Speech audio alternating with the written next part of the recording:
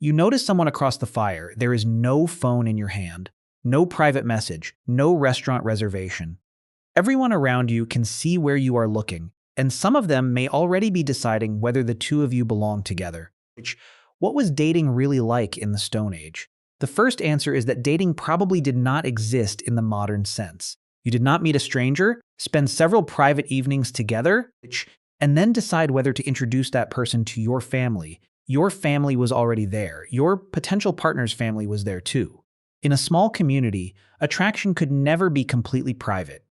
A partnership connected workers, children, food, obligations, relatives, and access to other groups. Choosing one person could change the relationships of dozens of people. That does not mean affection was absent. It means affection lived inside a social system.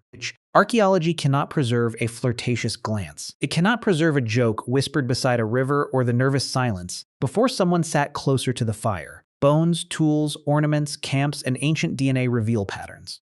They do not reveal every feeling, so any reconstruction must begin carefully. No living hunter-gatherer society is an unchanged copy of the Paleolithic. Every community has its own history, environment, and contact with neighboring populations. Still, anthropology can show what human partnership looks like when people live in small groups, depend on cooperation, and move through landscapes without modern states or markets.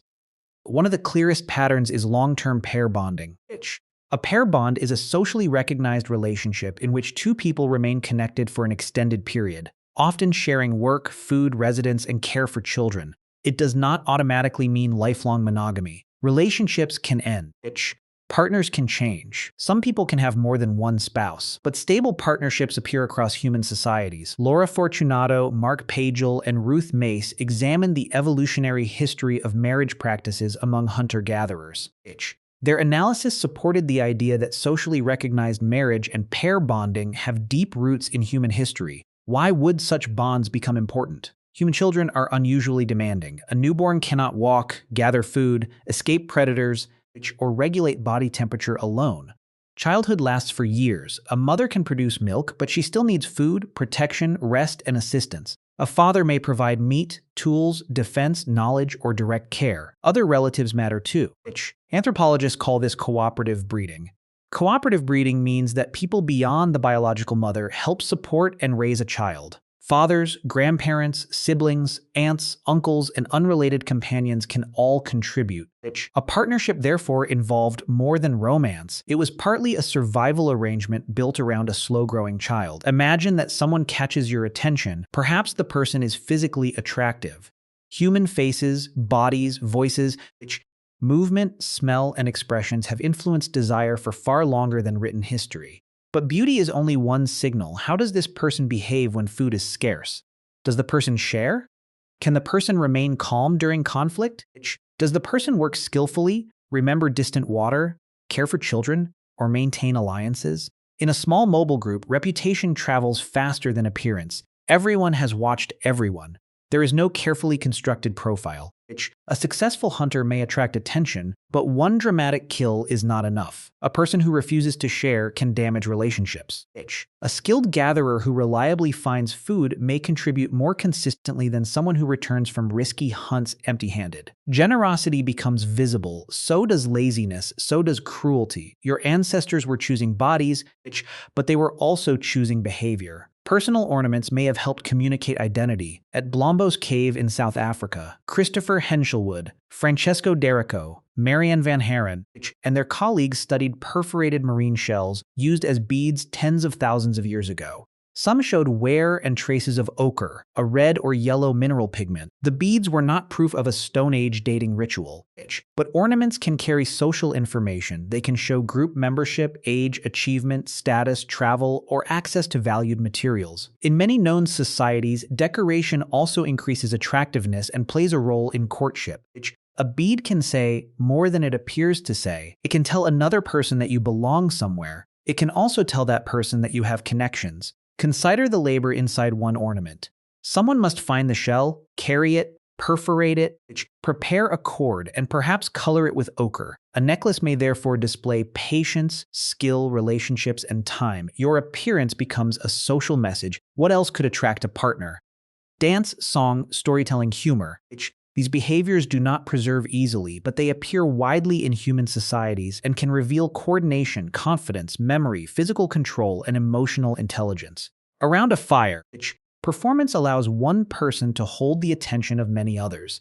A skilled storyteller can make danger understandable.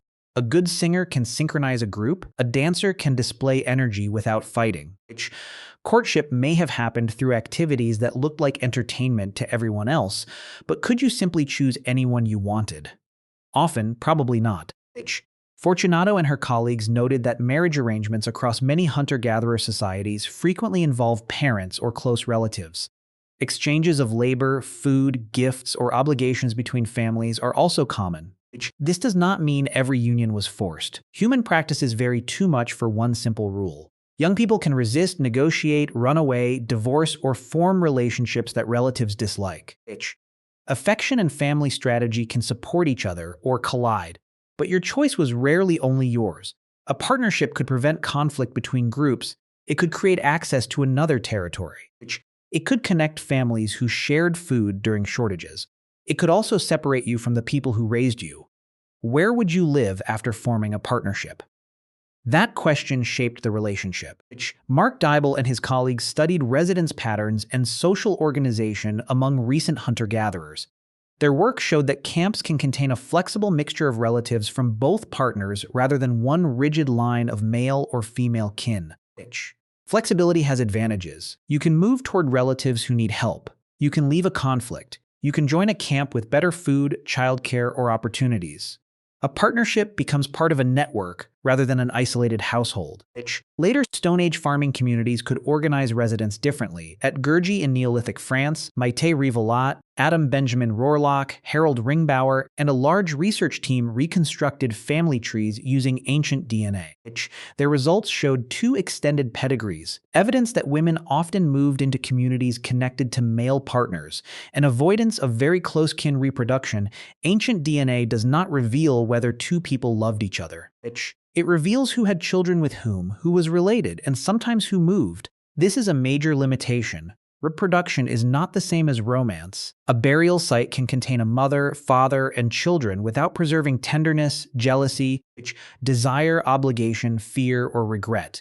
It can reconstruct a family tree while leaving the emotional life completely silent. Still, the movement of partners between groups matters. In very small communities, repeatedly partnering with close relatives increases the chance that children inherit two copies of harmful genetic variants. Moving between groups brings new relationships and greater genetic diversity. Exogamy is the practice of forming partnerships outside your own social group. It can reduce close kin mating, but it also creates alliances. Your partner may come from beyond the hills. That person carries stories, tool styles, songs, plant knowledge, and relationships with people you have never met. A union does not only join two bodies, it connects two maps. Age also mattered. A partnership could not begin at the same point for everyone. Puberty makes reproduction biologically possible, but social adulthood depends on skills, reputation, family circumstances, and local custom. A young person might be physically mature while still relying heavily on parents and older relatives. Readiness had to be demonstrated. Could you gather enough food? Could you make or maintain tools? Could you carry a child, care for siblings, follow tracks, or remain useful during a difficult move? Adult status was not created by a birthday. It was recognized through behavior. Competition for partners could therefore become competition over competence. A person might take risks in hunting, produce difficult ornaments, tell memorable stories, display generosity, or build alliances. These actions could improve survival and social standing at the same time, but displays had limits. A reckless person could look impressive for one afternoon and dangerous for the rest of the year. In a small group, repeated behavior mattered more than one performance. Reputation accumulated slowly and could be damaged quickly. Kin also evaluated practical compatibility. Would the partnership create conflict between close relatives? Would one person have to move too far from support? Could the two families cooperate? Was there already an obligation to another group? Modern dating often treats chemistry as the beginning of a private experiment. Stone Age partnership was closer to a public negotiation with emotional consequences. What would the first meeting look like? Perhaps groups gather at a seasonal location where fish, migrating animals, Right plants or water bring many people together. Familiar faces arrive with strangers. News travels. Objects are exchanged. You notice clothing, ornaments, scars, tools, posture, and speech. Someone notices you. There may be no private first date. The first conversation happens while food is processed, tools are repaired, children play, or adults negotiate. You learn about the person by watching how others respond. Does the group trust this person? Who laughs at the person's stories? Who becomes tense when the person approaches? Social information surrounds every interaction. Now imagine the partnership begins. There is no legal certificate. There may be a ceremony, gift, meal, exchange, move, or public acknowledgement. The critical change is that other people recognize new obligations. You begin sharing more. Perhaps you sleep near each other. Perhaps food and tools move between your families. Perhaps one partner performs service for the other partner's relatives. Privacy remains limited. A small shelter carries sound. A compact camp carries gossip. Conflict cannot be hidden behind a locked door. Relatives observe whether promises are kept. Would jealousy exist? Almost certainly. Jealousy appears across cultures, although its expression and social meaning vary. A partnership creates expectations, and threats to those expectations can produce anger, fear, competition, or violence. But group life can also restrain individual behavior. A person who harms a partner may face criticism, abandonment, retaliation from relatives, or exclusion. There is no police station, but there is social judgment. Everyone remembers. What happens when the relationship fails? Separation is possible. Ethnographic records from hunter-gatherer societies show divorce, remarriage, serial partnerships, and changing residence. A person may return to relatives, join another camp, or eventually form a new union. This could be emotionally painful. It could also be dangerous. Losing a partner might mean losing childcare, food sharing, protection, or ties to another group. Relationship conflict was never only emotional because daily survival was interconnected. Yet partnership was not simply cold calculation. Humans form attachments. Your brain responds to touch, familiarity, separation, and reunion. You miss people. You worry about them. You experience relief when they return safely. A partner can become part of your expected world. This is the counterintuitive truth. Stone Age relationships may have been less private than modern dating, but they were not necessarily less emotional.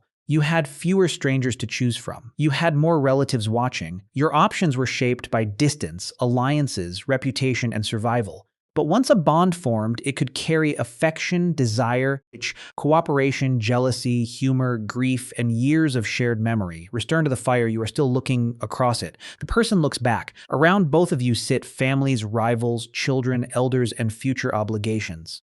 Attraction may begin the connection, but it cannot finish the decision. In the Stone Age, choosing a partner was never only about finding someone you loved. It was about finding the person whose world could join yours.